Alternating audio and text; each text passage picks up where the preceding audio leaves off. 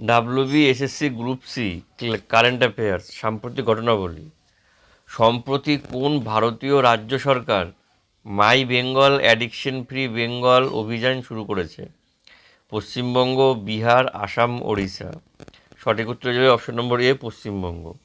পশ্চিমবঙ্গ সরকার তরুণ সমাজকে মাদকমুক্ত রাখার জন্য মাই বেঙ্গল মাই অ্যাডিকশন ফ্রি বেঙ্গল নামে একটি সচেতনতামূলক অভিযান চালু করেছে। 2024 সালে ফ্রেঞ্চ ওপেন পুরুষ এককের খেতাব কে জিতেছেন? নোভাক জোকোভিচ, Carlos Alcaraz, Rafael Nadal, Daniil Medvedev. তো আমাদের সঠিক উত্তর হয়ে যাবে option number B, Carlos Alcaraz. তো স্পেনের তরুণ টেনিস খেলোয়াড় কার্লোস আলকারাজ 2024 সালের ফ্রেঞ্চ ওপেন পুরুষ এককে জয়লাভ করেছেন। সম্প্রতি কোন দেশ ডিজিটাল নোম্যাড ভিসা চালু করেছে টেক উদ্যোক্তাদের জন্য?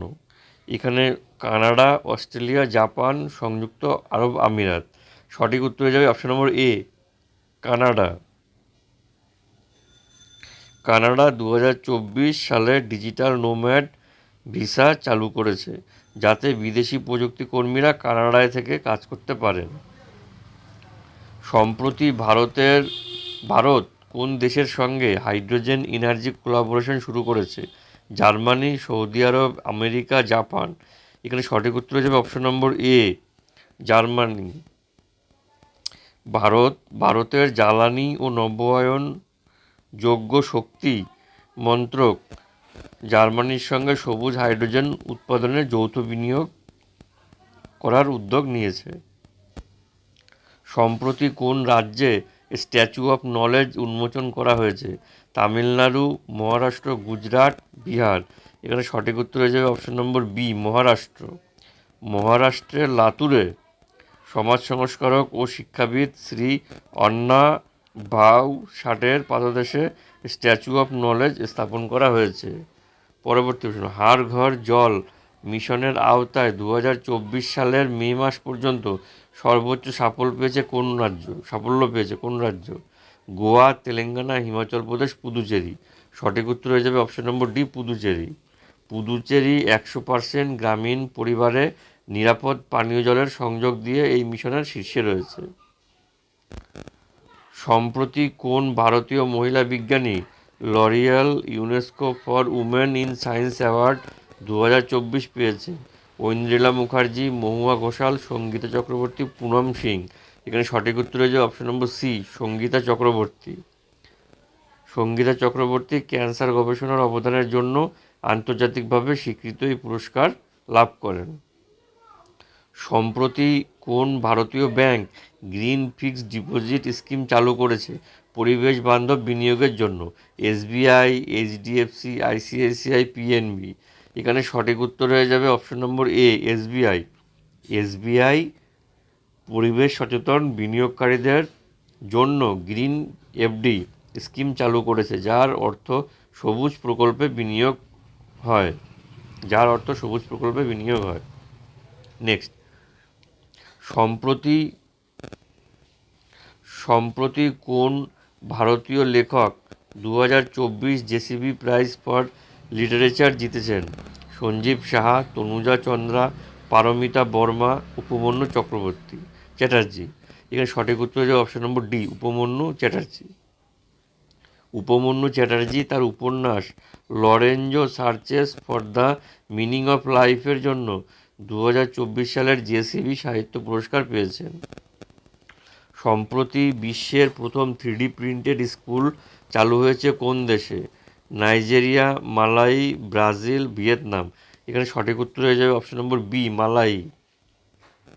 মালাই বিশ্বের প্রথম সম্পূর্ণ 3D প্রিন্টেড স্কুল উন্নয়নমূলক প্রযুক্তি অংশ হিসাবে চালু হয়েছে। নেক্সট, 2024 সালে কোন ভারতীয় রাজ্য মিশন শিক্ষা সংকল্প চালু করেছে? উত্তরপ্রদেশ, মধ্যপ্রদেশ, হরিয়ানা, ছত্তিশগড়। এখানে সঠিক উত্তর হচ্ছে অপশন নম্বর এ, উত্তরপ্রদেশ। উত্তরপ্রদেশ সরকার প্রাথমিক ও মাধ্যমিক শিক্ষার মান উন্নয়নের লক্ষ্যে মিশন শিক্ষা সংকল্প চালু করেছে। নেক্সট, সম্প্রতি ওয়ার্ল্ড ইকোনমিক ফোরামে গ্লোবাল এআই গভর্নেন্স অ্যালায়েন্সে ভারতের পক্ষ থেকে কোন সংস্থা সদস্য হয়েছে? মেইটি, নীতি আয়োগ, ইসরো, এনআইসি। এখানে সঠিক উত্তর হচ্ছে অপশন নম্বর বি, নীতি আয়োগ।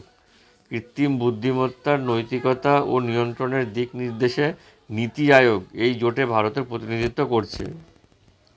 সম্প্রতি কোন সংস্থা ভারতের প্রথম এআই লিগ্যাল অ্যাসিস্ট্যান্ট চালু করেছে?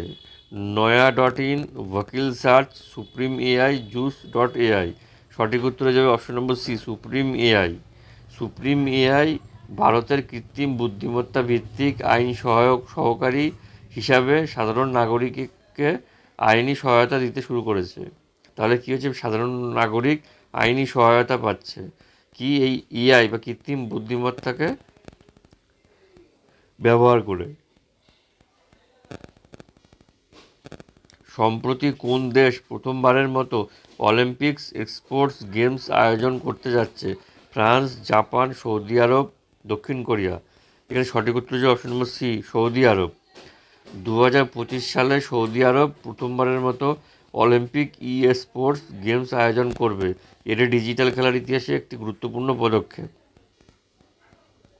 সম্প্রতি ইন্ডিয়ান কনস্টিটিউশন 75 উদযাপনের উদ্যোগ নিয়েছে কোন সংস্থা? ভারতীয় সংসদ, নির্বাচন কমিশন, আইনি মন্ত্রক, সুপ্রিম কোর্ট। এখানে সঠিক উত্তর হচ্ছে অপশন নম্বর সি, আইন মন্ত্রক। ভারতীয় সংবিধান প্রণয়নের 75 বছর পূর্তি উপলক্ষে ভারত সরকার আইন মন্ত্রকের মাধ্যমে বিভিন্ন অনুষ্ঠান ও কর্মসূচির আয়োজন করেছে। ভিডিওটি ভালো লেগে থাকলে অবশ্যই লাইক করবেন, কমেন্টে আপনাদের মূল্যবান মতামত ও স্কোর সম্পর্কে জানাবেন, আর যাদের সাথে প্রয়োজন তাদের সাথে শেয়ার করবেন বেশি বেশি পরিমাণে। ফেসবুক, হোয়াটসঅ্যাপ গ্রুপে আমার ভিডিওটিকে শেয়ার করবেন। আর চ্যানেলে যদি নতুন হয়ে থাকেন অবশ্যই চ্যানেলটিকে সাবস্ক্রাইব করে আমাদের পাশে থাকবেন। আর ধন্যবাদ সবাইকে যারা আমার চ্যানেলটিকে সাবস্ক্রাইব করেছেন।